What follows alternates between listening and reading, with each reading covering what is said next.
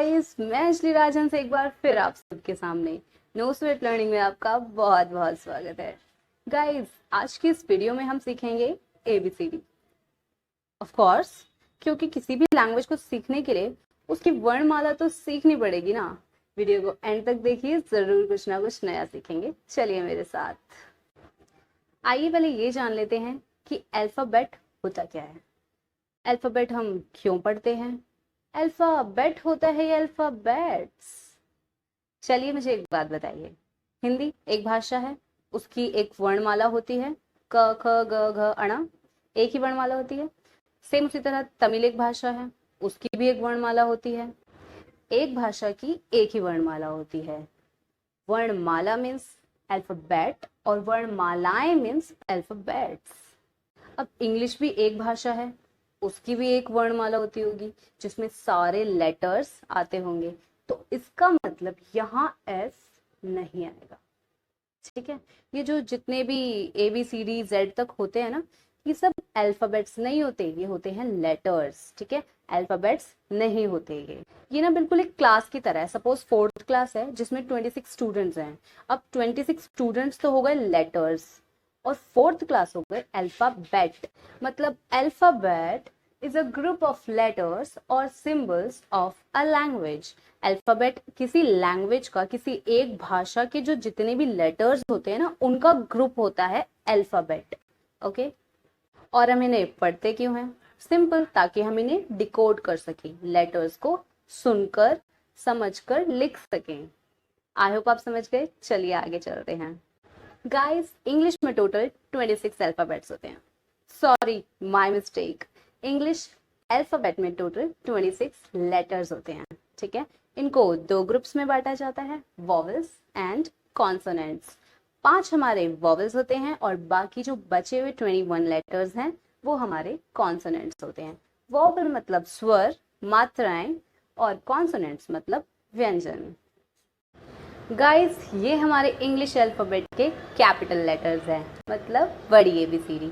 फटाफट से इसे पढ़ लेते हैं।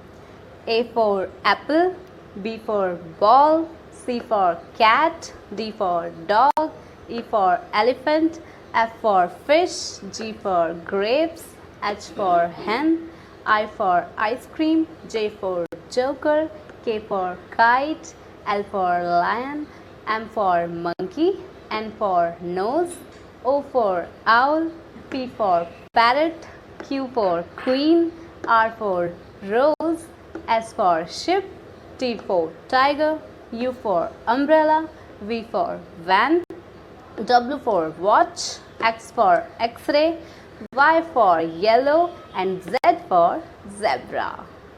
गाइस, अब जल्दी से स्मॉल लेटर्स भी देख लेते हैं, मतलब छोटी ABCD।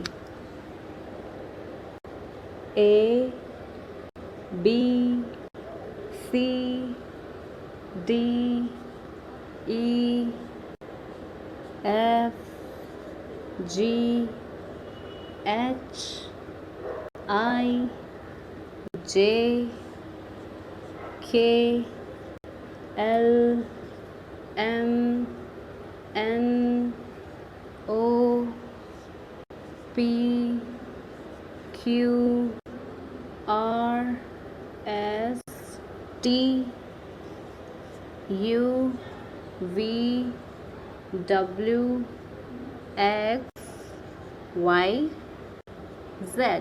आप Z को ऐसे भी लिख सकते हैं, जिनमें 5 हमारे वॉवेल्स थे और बाकी बचे हुए 21 कॉन्सोनेंट्स। देखिए vowels A, E, I, O and U। ये जो सर्कल किए हुए हैं मैंने, ये हमारे वॉवेल्स हैं और बाकी जो भी बच गए वो हमारे कॉन्सोनेंट्स हैं। ये हैं वॉवेल्स और ये हैं कॉन्सोनेंट। आप वीडियो पॉज करके जो आपने मोटी सी नोटबुक बनाई थी उसमें ये लिख लीजिए। स्टूडेंट्स, अब एक चार्ट देख लीजिए। उस चार्ट में ये बताया गया है कि इंग्लिश लेटर्स को कैसे प्रोनाउंस करते हैं, कैसे बोलते हैं और हिंदी में उनका साउंड कैसे आता है। ए देता है अ, आ, अह और ए का साउंड। बी देता है ब का साउंड।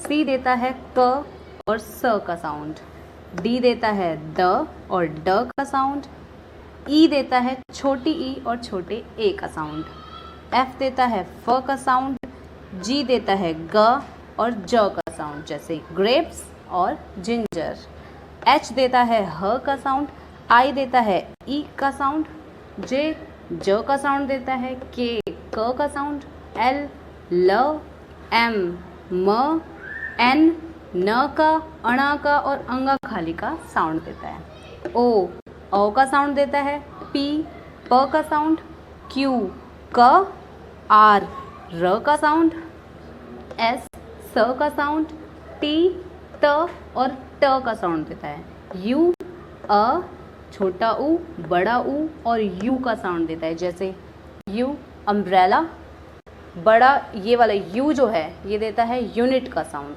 और ये हम सीख लेंगे 12 खड़ी जब मैं आपको बताऊंगी।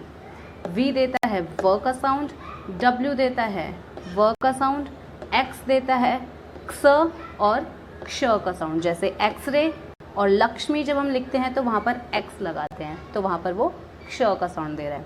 वाई य का साउंड देता है और ई का साउंड जैसे वाई फॉर येलो, और ई का साउंड वो कब देगा जैसे सिलेबस, एस वाई लगता है तो वहाँ पर वो ई का साउंड दे रहा है सिलेबस। जेड देता है ज का साउंड। गाइस हिंदी में ऐसे कुछ लेटर्स हैं, ऐसे अक्षर हैं जिनके लिए इंग्लिश में तो कोई लेटर ही नहीं है जैसे च ख, देखिए इनके लिए कोई लेटर ही नहीं है, ये बनते हैं इंग्लिश लेटर्स के कॉम्बिनेशन से। देखिए ये हिंदी वर्णमाला के कुछ अक्षर हैं और इन्हें हम बनाएंगे इंग्लिश लेटर्स के कॉम्बिनेशन से। जैसे ख, ख बनता है के एच, घ बनता है जी एच, सी एच से बनता है च और सी डबल एच से बनता है छ, झ के लिए जे एच, थ के लिए टी एच, ठ के लिए भी टी एच, ध के लिए डी एच, मतलब बेसिकली एच हम इसमें ऐड कर देते हैं। भ के लिए बी एच, श के लिए एस एच, त्र में टी आर और ज्ञ के लिए जी वाई। इसे भी अब अपनी नोटबुक में नोट कर लीजिए। अब क्वेश्चन आता है कि कहाँ पर हम स्मॉल लेटर्स का यूज करें और कहाँ पर हम कैपिटल लेटर का यूज करें, क्योंकि हम अपनी मर्जी से कहीं पर भी स्मॉल लेटर या कैपिटल लेटर यूज नहीं कर सकते, क्योंकि इंग्लिश अच्छी तभी लगती है, तभी उसको करेक्ट माना जाता है जब स्मॉल लेटर्स और कैपिटल लेटर्स का प्रॉपरली यूज किया जाता है। लेकिन इससे पहले कुछ टर्म्स हैं जो मैं आपको बताना चाहती हूँ, जैसे word, sentence, phrase, clause. Letter से ही शुरू कर लेते हैं। लेटर तो आप जान ही चुके हैं, जैसे कि A, B, C up to Z, ये जितने भी लेटर, ये सब क्या है, लेटर्स हैं इंग्लिश के, ठीक है। उसके बाद आता है वर्ड। वर्ड बनता है लेटर्स को जोड़ने से, जैसे के, बी, ओ, वाई। मैंने 3 लेटर्स ले लिए, अब मैं इनको अगर जोड़ दूं तो ये बन जाता है B O Y, boy. Boy मतलब लड़का, ठीक है। नेक्स्ट आता है सेंटेंस। सेंटेंस मतलब वाक्य, ये बनता है वर्ड्स को जोड़ने से। जैसे मैं कुछ वर्ड्स ले लेती हूँ, like he is a boy. ये कुछ वर्ड्स हैं, अब मैं अगर इन्हें जोड़ दूं तो ये बन जाता है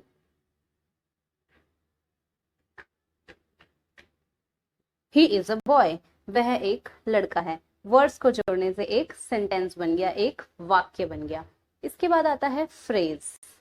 फ्रेज मतलब वाक्यांश, इसका मतलब है वाक्य का अंश। एक सेंटेंस होगा, उसका एक ऐसा पार्ट, एक ऐसा वर्ड्स का ऐसा ग्रुप जिसका मीनिंग तो होता है बट इनकम्प्लीट मीनिंग।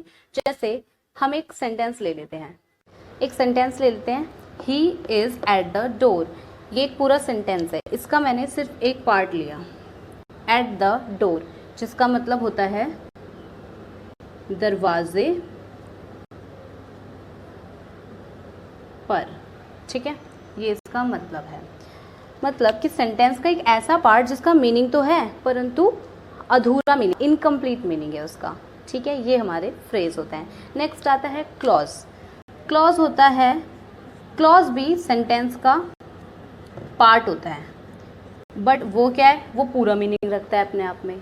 क्लॉज भी सेंटेंस का ही एक पार्ट होता है, बट ये अपने आप में पूरा मीनिंग रखता है। जैसे कि ये एक सेंटेंस है, he said that he was very busy. अब यहाँ से हम ये वाला पार्ट ले लेते हैं सिर्फ, that he was very busy. इसका मतलब है कि वह बहुत बिजी था।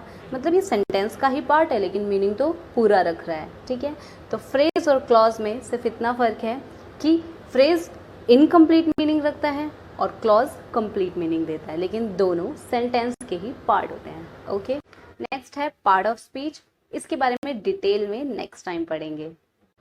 अब देख लेते हैं कि कैपिटल लेटर्स और स्मॉल लेटर्स का सही ढंग से कैसे यूज़ करते हैं। पहला पॉइंट, एक तो सेंटेंस, हर सेंटेंस का फर्स्ट लेटर कैपिटल होता है। ठीक है, और इंग्लिश पोएम की हर लाइन का फर्स्ट लेटर कैपिटल होता है।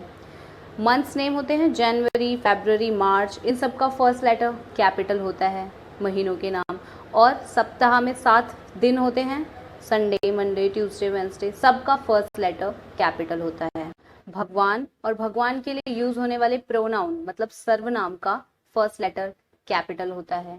Directions, north, south, east, west, इन सब का फर्स्ट लेटर कैपिटल होता है। किसी भी बुक का, किताब का नाम लिखना है अगर आपको, या फिर उसके किसी पार्ट का, लेसन का नाम लिखना है, तो उनका फर्स्ट लेटर कैपिटल होता है।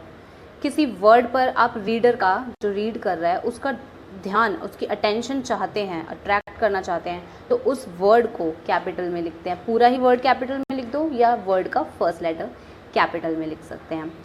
फेस्टिवल्स, चाहे राष्ट्रीय त्यौहार हो या फिर हमारा धार्मिक त्यौहार हो कोई, उनका फर्स्ट लेटर, कोई भी फेस्टिवल है फर्स्ट लेटर कैपिटल। जैसे दिवाली में डी कैपिटल और इंडिपेंडेंस डे उसमें आई कैपिटल, डी कैपिटल।